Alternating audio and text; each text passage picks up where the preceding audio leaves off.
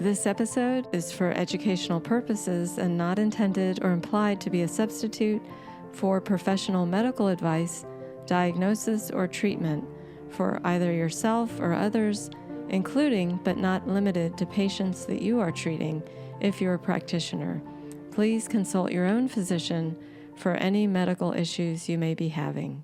Welcome to the Holistic Psychiatry newsletter and podcast. This is Courtney Brown Snyder, a physician and holistic adult and child psychiatrist. In this episode, I'll be discussing prevention and treatment of Alzheimer's. Because Alzheimer's starts prior to the onset of symptoms, and because having almost any psychiatric condition appears to raise our vulnerability to Alzheimer's, many of the tools that I'll mention today could be useful to anyone with brain symptoms. I'd like to start with a quote from Bredesen, a neurologist and leading expert into the mechanisms of neurodegenerative diseases such as Alzheimer's. What we call Alzheimer's disease is actually a protective response to a wide variety of insults in the brain: inflammation, insulin resistance, toxins, infections, and inadequate levels of nutrients, hormones, and growth factors. From his book, The End of Alzheimer's Program, the first protocol to enhance cognition and reverse decline at any age. So that'll set the stage for this newsletter, where I'll talk about, first, medications used in mainstream medicine, but then spend most of this episode talking about the effective Alzheimer's treatment through lifestyle and functional medicine approaches that Dr. Bredesen is referring to. Start with feeding the brain the ketogenic diet, exercising the body and the brain, hormonal supports in these modern times, oral health, sleep, and I will make mention of oxidative stress and inflammation, which are huge when it comes to Alzheimer's. However, because I've covered those extensively in other episodes and newsletters, I'll be linking to those. So to start with the current medications used in mainstream medicine, know that the neurotransmitter dysfunction in Alzheimer's is low acetylcholine and high glutamate activity. So the first type of medication is cholinesterase inhibitors, and these basically increase acetylcholine by inhibiting the enzyme involved in breaking it down. Of this class, the one you likely have heard of is Aricept. These medications are intended to slow the rate of cognitive decline and are used in those with mild cognitive impairment, mild or moderate dementia. The results are far from stellar, with 1 in 10 showing clear improvement in memory and thinking, 1 in 10 having side effects, and 8 of 10 with no response. The second class of medications is memantine, which blocks the effects of glutamate. It blocks the NMDA receptor. This medication is used in the middle and later stages of the disease, often in combination with a cholinesterase inhibitor, or for those who couldn't tolerate a cholinesterase inhibitor. This medication can cause dizziness and worsening of confusion in some. Lastly are monoclonal antibodies, and they have been used in the treatment of mild cognitive impairment or mild dementia due to Alzheimer's. These medications were approved by the FDA based on improvements on the imaging and biomarkers of Alzheimer's. The clinical responses, however, have not been impressive, but the side effects can be impressive, including cerebral edema and hemorrhage. There is concern that the small potential benefits do not outweigh the risks. I wish this weren't so. It would be nice if there were a pill that could stop or revert the evolution of Alzheimer's. Addressing the intersecting root causes of Alzheimer's, which I talked more about in the last episode, requires a multifactorial approach, an approach that not only protects against further progression of the illness, but can reverse decline and more help with the quality of life right now. So can Alzheimer's be prevented, and can decline be reversed? So I'd like to cite a study, Precision Medicine Approach to Alzheimer's Disease, Successful Pilot Project. And this was by Dr. Dale Bredesen and colleagues in 2022. And there were 25 patients with dementia or mild cognitive impairment. They were evaluated for markers of inflammation, chronic infection, dysbiosis, which is gut microbial imbalances, insulin resistance, protein glycation, vascular disease, nocturnal hypoxemia, hormonal insufficiency or dysregulation, nutrient deficiency, toxin or toxicant exposure, and other biochemical parameters associated with cognitive decline. So right there, as you can see, there's a number of factors being considered and addressed. So this type of research is very different from the type of research where the concept is something like Alzheimer's being one distinct entity and using one specific medication and seeing if there's benefit. Also, to add to this study, brain MRI with volumetrics, so measuring the volume of the brain, was performed at baseline and the study's conclusion. Patients were treated for 9 months with a personalized precision medicine protocol. The results were that all outcome measures revealed improvement. There were statistically significant improvement in 3 common measures used in assessing cognitive impairment and Alzheimer's. There were no serious adverse effects, and MRI volumetrics also improved. To start, one of the mainstay interventions is the ketogenic diet. And as I've discussed, insulin resistance in the brain is a big problem when it comes to Alzheimer's. And this is why many researchers refer to it as type 3 diabetes. It is arguable that our Alzheimer's is largely driven by our consumption of sugar and refined carbohydrates, something our brains and bodies simply weren't made for. The typical modern diet can easily tip those of us who are vulnerable into insulin resistance, making it harder for the brain to use glucose for energy, even if we are craving more and more of it. The ketogenic diet aims to shift our fuel source from glucose to ketones from fat, which is a more efficient energy source. A ketogenic diet, which is high in fat, moderate in protein, and low in carbohydrates, results not only in lower blood sugar and lower insulin levels, but also a decrease in inflammation. It promotes detoxification and has other brain benefits. The ketogenic diet has been used for the treatment of seizures since the 1920s, so it's not necessarily new, even to mainstream medicine, though it's not being recommended at this point in mainstream medicine when it comes to Alzheimer's. The goal isn't necessarily to live in ketosis, but rather to use the ketogenic diet to increase what is called metabolic flexibility. This is where the body can use ketones and, when necessary, use glucose, but then be able to move back into ketosis.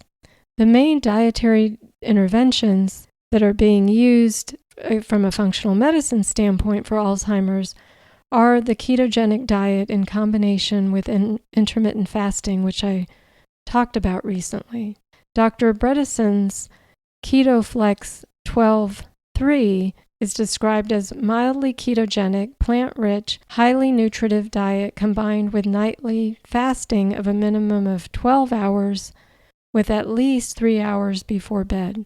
In 2021, a study in Alzheimer's research and therapy found that patients with Alzheimer's disease who were on a ketogenic diet improved in daily function and quality of life. 2 similar clinical trials, one by Dr. Bredesen and one by Dr. Heather Sanderson, showed similar results. Of note, in both of these latter studies, health coaches supported the participants. Transitioning over to this diet isn't simple, but again, it is proving to be the most impactful dietary intervention, not only for Alzheimer's, but for many other brain conditions as well. Just to mention briefly, too, feeding the brain can also include nutritional support, whether that be antioxidants, nutrients that support neurotransmitter functioning, and even nutrients to support methylation. Again, these are areas that I've talked about in other newsletters. Next is the importance of exercising the body. I've discussed that in a recent newsletter as well, so I'll simply add here that the importance, aside from regular exercise, is to engage in different types of exercise. So aerobic, strength training, and exercises that combine these types. Changing up types of exercises are important. Doing activities that are new and challenging. So our brain will accommodate to repetition and really lights up with novelty and diversity. Adding a cognitive task while exercising can also further amplify the benefits. The same exercises outside increase focus and clarity more than when we do those inside. Also important, exercise for the brain. Our brains are gifted with neuroplasticity, the ability to create new connections and neuronal pathways. So certain pathways are formed based on our experiences and inputs. This makes stimulation really important. So social stimulation is key, but so are having purpose and having a fuel to why we do what we do and finding meaning in our experiences. Just as with physical exercise, we can also give our brain some exercise through challenging activities and even games.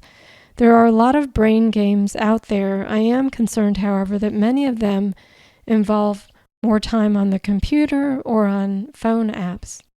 Though EMF is actually not talked about a lot in Alzheimer's circles, I'm concerned that the benefits may be diminished by the EMF exposure. And I do think the old-fashioned basics, which actually involve more of the body, such as learning a new skill, playing an instrument, making art, singing, dancing, that those activities should be strongly supported. Also important to give the brain good sleep. Our brains do a lot of repair and consolidation of our memories while we're sleeping. Beyond the importance of good sleep hygiene, it can be important to rule out sleep apnea through a sleep study, which may even be able to be done at home. Hormonal support also deserves its own newsletter, but know that our hormones have a big impact on our cognitive health. We are not in the same shape hormonally as our ancestors or even our grandparents and parents, given the abundance of hormone disruptors that we are and have been exposed to over our lifetime. I'd like to quote from Dr. Heather Sandison's book, which I really appreciate. It's called Reversing Alzheimer's, the New Toolkit to Improve Cognition and Protect Brain Health. She says they, referring to reproductive hormones, support the flow of neurotransmitters that is critical to the cognitive process, helping our brains learn new things and maintain executive function. Knowing this, it's no wonder that one of the many symptoms of perimenopause is brain fog and memory impairment. So synthetic, non-bioidentical forms of estrogen and progesterone, once widely used, fell out of favor around 2002 after research showed an increased risk of heart disease and breast cancer. Dr. Sandison and many in the functional medicine field will prescribe bioidentical hormones, and there's a lot of arguments for why this makes sense and why there is not the same risk as there was with synthetic hormones. So as she says, quote, she will still prescribe bioidentical hormone therapy as it appears to be safe for women under 60 and within 10 years of menopause, in topical instead of oral forms, and to patients who don't have a family history of heart disease and breast cancer. She doesn't recommend it if someone has a form of cancer that is sensitive to estrogen or progesterone, such as breast, ovarian, or uterine cancer, as it could augment the cancer's growth. Oral health is a surprising factor not just to our overall physical health, but to our brain health. P. gingivalis, the oral bacteria found in the plaque on teeth, has been found in the brains of Alzheimer's patients. It causes inflammation of the gums, so gingivitis and more serious periodontal disease. Bleeding gums or toothache should be addressed right away, ideally by a biologic or holistic dentist. In addition to typical brushing, flossing teeth twice a day is important as well. And if you remember, higher blood sugar is a problem, and higher blood sugar is going to contribute to gum disease. And even having that ApoE4 gene has a higher association with gum disease. Biologic dentists will also be helpful in such things as the replacement of amalgam fillings, which have mercury, and they will use safety precautions so as to not further expose someone to mercury when taking those fillings out and replacing them. They can also assist in addressing sleep apnea in some cases, addressing other sources of oxidative stress.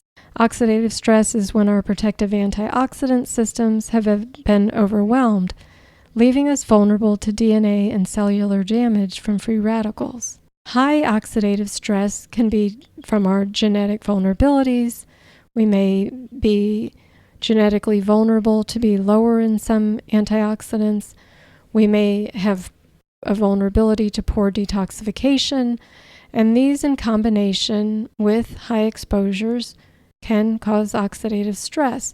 Such exposures could be heavy metals, chemicals, electromagnetic fields, problematic microbes and their toxins, such as biotoxins from mold, candida, Lyme, and its co-infections, and any combination of these. So once we have oxidative stress, our body is unable to manage further incoming exposures, and so it can just build from there. There are many antioxidants. However, 3 of the most important are glutathione, metallothioneine, which I've talked about in the last newsletter, that relates to the blood-brain barrier and the gut-blood barrier. Another important antioxidant is zinc. In the brains of those with Alzheimer's, metallothioneine protein levels are less than 1/3 of normal levels. Now, while this could be due to genetics, it can also be due to overwhelm and depletion of antioxidants, including zinc. The genes for metallothioneine proteins require zinc to be expressed. Dr. William Walsh developed metallothioneine promotion therapy and has found that most patients with Alzheimer's had partial improvement of memory, followed by stabilization, and some patients exhibited continuing improvement after years of treatment. Several lost the diagnosis of Alzheimer's disease due to the lack of progression of the disease after several years. So again, we can lower our exposures, but it's also important to remember that we can support our natural physiologic protections. Lastly, and certainly not least, is addressing other sources of inflammation.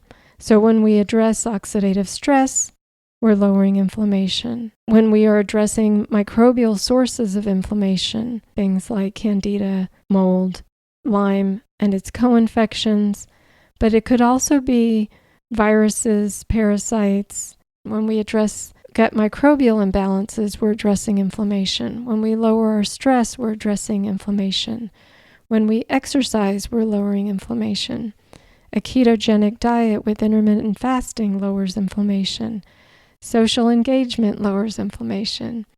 And there are various supplements also that can be helpful in this regard. And because I've talked about this at length in another newsletter, I will link to that. So as you can see, many of these topics are things that we already think about when it comes to brain-related conditions. If you'd like to take deeper dives, I am going to be linking to a number of related episodes and newsletters.